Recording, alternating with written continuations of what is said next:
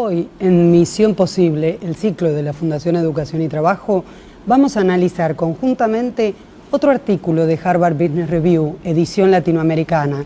En realidad es un artículo de Schachter, que es un profesor de psicología de la Universidad de Harvard, que escribió un libro que se llama Los 7 pecados de la memoria. Es un libro muy interesante y el artículo es muy interesante porque lo que dice es cómo debemos manejar nuestra memoria para sacar el mayor provecho de ella. Básicamente nos plantea que hay dos tipos de memoria: la memoria de las experiencias y la memoria que hace a los conocimientos. Ambas debemos gerenciarlas de forma tal de poder, como decíamos en otra oportunidad, de llegar a la cuarta edad, entre los 80 y los 100 años, teniendo el pleno uso de nuestra memoria. ¿Qué es lo que dice? Que de estos 7 pecados capitales que tenemos sobre el uso de la memoria, 3 son por omisión, es decir, cosas que no hacemos. Y los otros 4 son por comisión, cosas que sí hacemos. Lo primero que dice es, digamos, el tema de la pérdida de la memoria, que realmente dice nuestro invitado muy fuertemente, que depende fuertemente esa teórica pérdida de la memoria de cuán uso hacemos nosotros de recordar esas experiencias y de recordar esos conocimientos. El segundo es el tema del bloqueo. Es esto que decimos, lo tengo en la punta de la lengua y no lo recuerdo, ya me va a salir. Lo que dice Schachter es que cuando nos ponemos compulsivamente a querer recordarlo, en general nos cuesta mucho más, porque nos tensionamos y ese estrés hace que no nos acordemos. Tenemos que aprender a relajarnos y solo vuelve a nuestra memoria. El tercero es el de distracción. Eso típico que nos pasa cuando alguien se presenta y dice su nombre y nosotros, porque no estábamos con la disposición a escuchar y a retener ese nombre, nos olvidamos.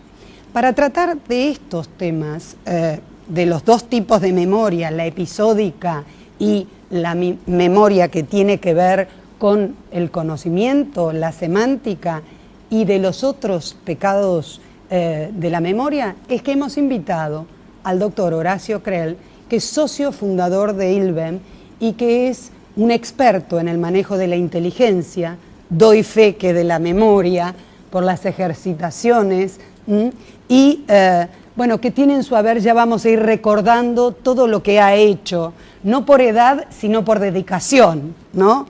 Horacio, ¿qué es la memoria? La memoria es un sistema que tiene 4 partes. Primero el input, el ingreso de la información, luego la representación, porque la realidad está ahí, pero una cosa es la realidad y otra cosa es la percepción. Cómo nosotros interpretamos el hecho. Por eso Nietzsche decía que no hay hechos sino interpretaciones. Entonces tenemos primero el input, segundo cómo lo representamos, tercero cómo lo guardamos y más adelante cómo lo recuperamos. Este sistema es el sistema que se llama memoria.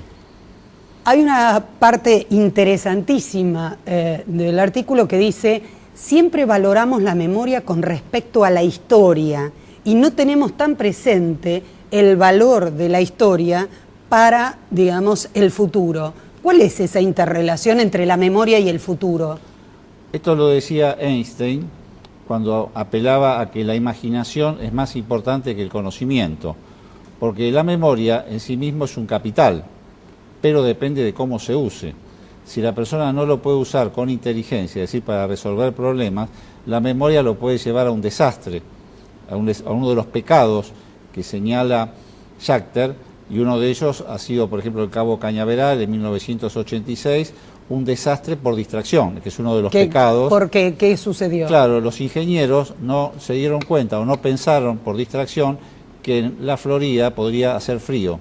Entonces en Cabo Cañaveral... Sí, que es donde sale...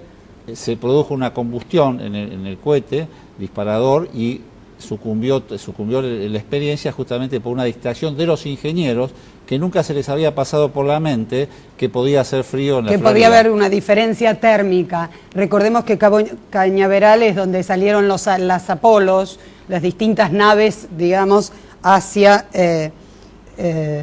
la Luna y hacia la estratosfera.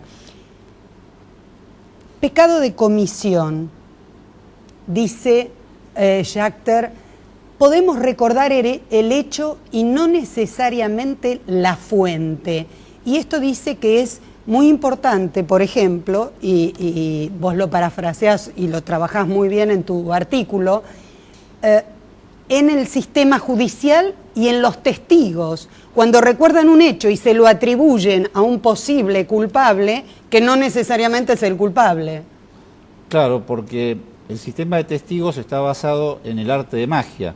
Una persona estuvo ahí, entonces pensamos que va a recordar porque estuvo ahí. Pero las fallas de la memoria con el tiempo son tan grandes que la persona puede culpar a un inocente. ¿Cuántas personas se han comido una prisión por un testigo que se equivocó? No por un testigo falso, porque la persona cree estar diciendo la verdad, pero le falla justamente la memoria. Otro de los aspectos interesantes es el de, o de los pecados, digamos, posibles, es el de sugestión. ¿Cómo lo definirías vos? El pecado de sugestión es cuando un manipulador de la memoria puede hacerle creer a otra persona un recuerdo falso. Por ejemplo, en nuestro país tuvimos el tema de los desaparecidos, a los cuales les inventaron una memoria falsa. Entonces esa persona ya ha perdido hasta su identidad, en base a una manipulación que se ha hecho. Pero el cerebro, lamentablemente, como pieza mecánica, se presta mucho a la manipulación. Hagamos un ejercicio con... Que ese me encanta, hagámoslo. Hagamos un ejercicio para que vean cómo el cerebro nos puede manipular. Por ejemplo, ¿de qué color es habitualmente la nieve? Blanca, teóricamente. Claro, la heladera... Blanca. ¿Y el lavarropa? Blanco. Entonces, ¿qué bebe la vaca? Leche. No, agua. Observen cómo el cerebro nos lleva directamente al error por una sugestión del orador. La persona si nos presentan de determinada...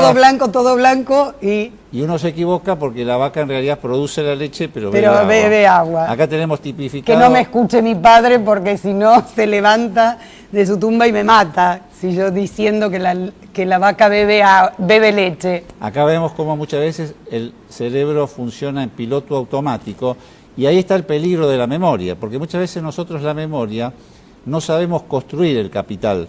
Entonces no es lo mismo una memoria que la otra, porque generalmente hay mucha basura, y hay un dicho de informática que si entra basura, basura sale. Entonces es muy importante cómo se construyó la memoria que tenemos. Pero además, una vez que la hemos construido, ¿cómo la usamos? No es lo mismo un capital usarlo al 10% que al 5% o negativamente, que dé pérdida. Muchas veces se pierde la memoria. ¿Por qué? Porque tampoco existe el tercer factor, que es la técnica de memorización. Teóricamente, por la neuroplasticidad, el cerebro no tiene ningún límite. Tenemos una capacidad extraordinaria de seguir creciendo y creciendo. Sin embargo, cuando la persona no tiene una vida creativa y enriquecida con el conocimiento, se estanca la memoria y no tiene un mecanismo para crecer.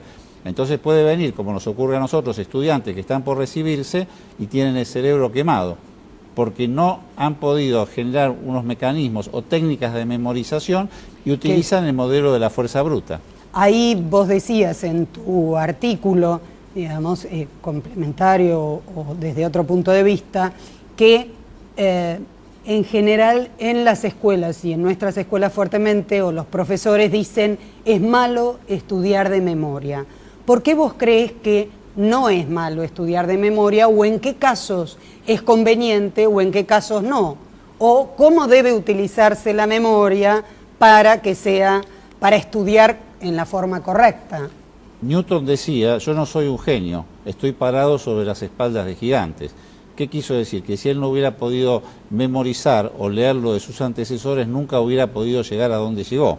O sea que la lectura, la administración del tiempo, porque las personas corren todo el día, entonces no les alcanza ni siquiera para leer los temas de su especialidad.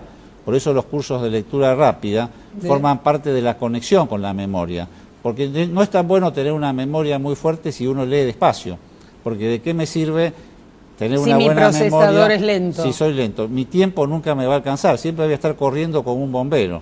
En cambio, la persona que combina bien el método de lectura veloz, que permite leer más rápido y con mayor comprensión, con la memoria, aumenta la productividad. Al mismo tiempo, la memoria se enriquece, porque con la memoria nosotros aprendemos, pero al aprender la modificamos. O sea que cuando leemos hacemos la principal gimnasia para el cerebro, que es elaborar, sintetizar, representar, archivar el conocimiento. Y también se conecta con la oratoria, porque si uno no tiene memoria tampoco puede expresarse con facilidad. Vamos a ir a más Misión Posible en el próximo bloque.